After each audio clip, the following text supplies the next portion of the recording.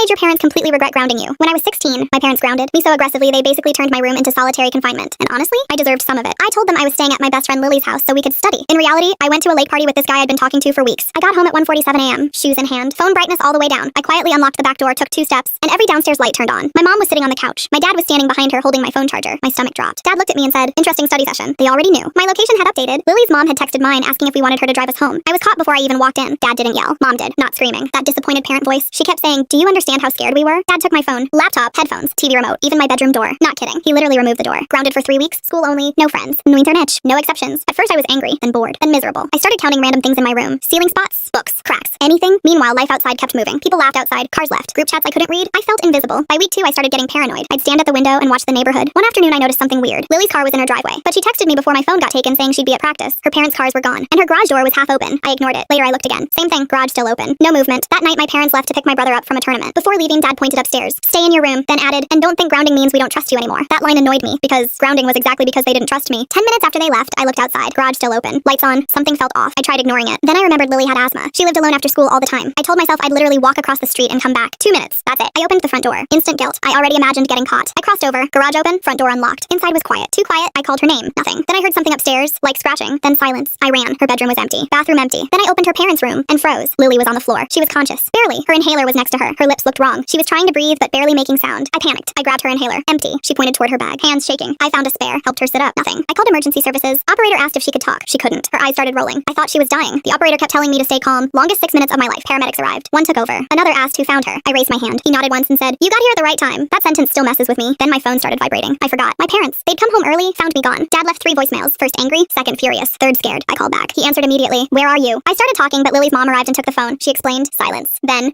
my parents showed up 20 minutes later. Mom looked like she'd been crying. Dad hugged me immediately, which was weird because we weren't a hugging family. On the drive home, nobody said anything. Then Dad finally said, "I still don't like that you left." Pause. But if you hadn't, he didn't finish. Didn't have to. The next morning, my bedroom door got put back on. Phone returned. Grounding ended.